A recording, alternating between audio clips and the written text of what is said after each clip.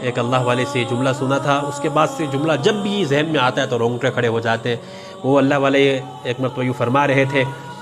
کہ اس وقت جو ہماری زندگیوں کے اندر کے دین کی کچھ جھلک ہے، ہم کسی نہ کسی درجے میں اگر دین کی کوئی بات کرتے ہیں، دین پر عملی زندگی، ہمارے زندگی کی کوئی شکل دین کے اعتبار سے ہے، تو وہ فرما رہے تھے یہ ہمارے بڑوں کی اور پچھلوں کی محنتوں کا نتیجہ ہے۔ اگر ہم نے محنت نہ کی تو اللہ نہ کرے پتہ نہیں ہے ہماری آنے والی نسل دین پر باقی بھی رہے گی یا نہیں۔ اور آج جو حالات پیدا ہو رہے ہیں، آج جو حالات امت کے لیے پیدا کیے جا رہے ہیں، اللہ کی قسم اگر محنت نہ کی گئی، اپنے نوجوانوں کی، بچوں اور بچیوں کی اگر اسلامی تعلیمات کی روشنی میں فکریں نہ کی گئی تو یاد رکھنا آنے والا وقت ہمیں بتائے گا۔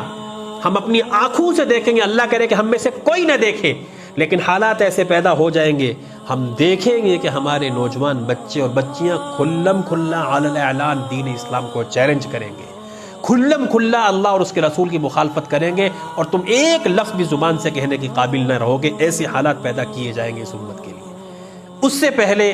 اپنے بچوں کے مستقبل کی ضرور فکر کیجئے، انہیں اعلیٰ سے اعلیٰ تعلیم ضرور دلوائیے، کوئی حرج نہیں ہے، بہترین ڈاکٹر انجینئر بنائیے، لیکن ان کے ذہنوں میں بچپن سے ہی یہ بات ڈالیے کہ ہمارا سب سے پہلا تعارف یہ ہے کہ ہم مسلمان ہیں، ہمارا سب سے پہلا تعارف یہ ہے کہ ہم اللہ کے نبی کے امتی ہیں، ہمارے لیے اللہ کا قرآن ہے۔ ان کو بتائیے کہ آپ جو ہے ترقی کیجئے، لیکن یہود و نصارہ کے نقش قدم پر چل کر نہیں۔ میں اکثر جب بھی کہیں بات کرنے کا موقع ملتا ہے تو یہ ایک سوال میں ہمیشہ کرتا ہوں، آپ سے بھی پوچھتا ہوں، آخری بات ہے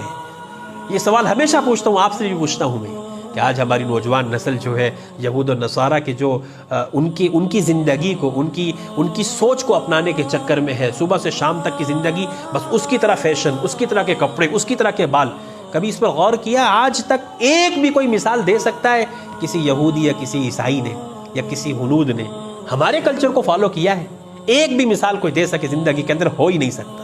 اور ہم جو ہے جس کے پاس اللہ کے نبی کی زندگی ہے، لَقَدْ كَانَ لَكُمْ فِي رَسُولِ اللَّهِ أُسْوَةٌ حَسَنَةٌ، اور صحابی رسول فرماتے ہیں